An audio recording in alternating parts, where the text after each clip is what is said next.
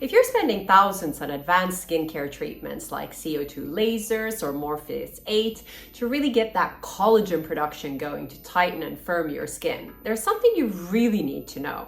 It's these treatments themselves don't actually build that collagen. Your body does. So what you do before and after your treatment, that really matters.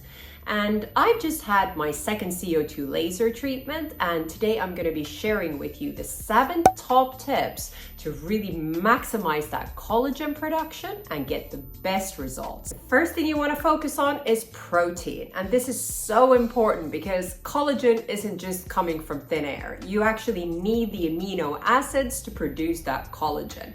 And longevity experts actually say that you need between 1.5 to 2 grams of protein per kilogram. So a lot of us are not getting enough of it. So you want to make sure you're eating enough of it leading up to the treatment, at least for a few months, and the same thing after the treatment. And this means not skipping meals, definitely not crash dieting leading up to the treatment, and really focus on good quality protein sources in every single meal. The second thing you want to do is make sure you're getting enough colorful, nutrient-rich foods, and that's fruits and vegetables and berries. And the main reason for this is they contain vitamin C. And vitamin C is so important for collagen synthesis. You need it to produce that collagen.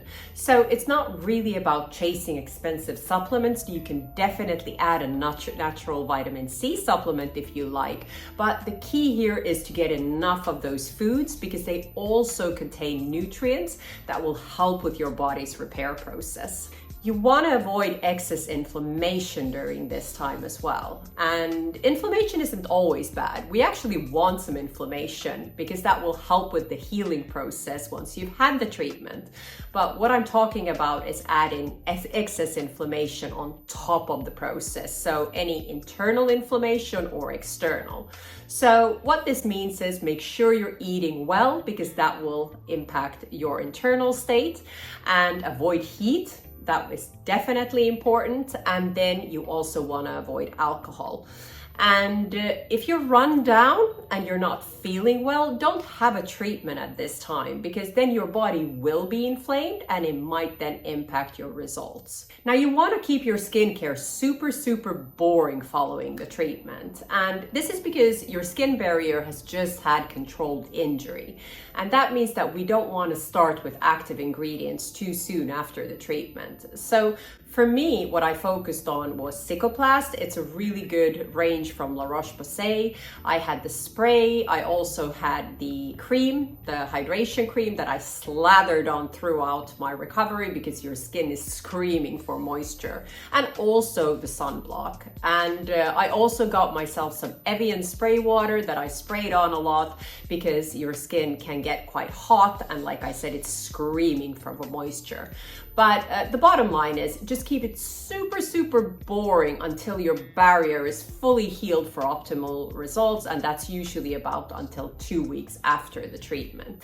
Now I know hydration sounds quite obvious and slightly boring, but I cannot highlight the importance of this enough because every single repair process in your body requires hydration, and when you've had a treatment like this, you will need that hydration. So make sure you're hydrated both before and after. Now, this doesn't mean drinking gallons and gallons of water. You want to focus on between 2 to 3 liters, depending on your activity and the time of year you're having the treatment. But what I do recommend is that you get some electrolytes in the water. Now, personally, I use Dr. Berg's formula of electrolytes, and I use it every morning because we tend to wake up slightly dehydrated.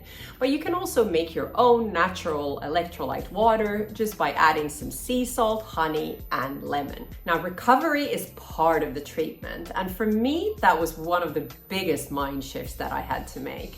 Because you're not actually producing collagen when you're having the treatment. This starts when you get home and you're recovering. So in order for your body to really maximize that collagen production, you need to be in a state where your body's able to repair. And this means having enough sleep. It means not being overly stressed. So don't have this treatment when you're super stressed at work. And definitely don't do anything too physically strenuous. And then finally, protect your investment. And that means using that sunblock. I don't think I have to tell you that. That is pretty obvious. You do need to wear a factor 50 all the time after having had this treatment, definitely really religiously for the next few months.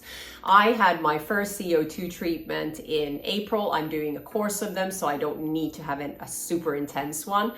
And since then, I have been wearing a factor 50, in fact, 2 on top of each other, and I do keep reapplying it when I go outside all over my face, neck, and chest. And I also wear a cap. I do this all the time, and I'm planning to do it all summer long as well. Now, if there's one thing for you to take away from this video, it's that treatments like CO2 lasers, they create the signal. It's your body then that does the hard work to produce that collagen to thicken and tighten and firm up your skin. So what you do before and after really matters. Now, if you like this video, I would recommend you next watch this video where I talk all about a treatment that you can do from home that can increase your collagen by 400%. If you like this video, please give it a thumbs up and make sure to subscribe for tips on well-being and beauty. And if you've had any advanced treatments, please do comment below and let us know what your results have been and also what you've done to really maximize your results.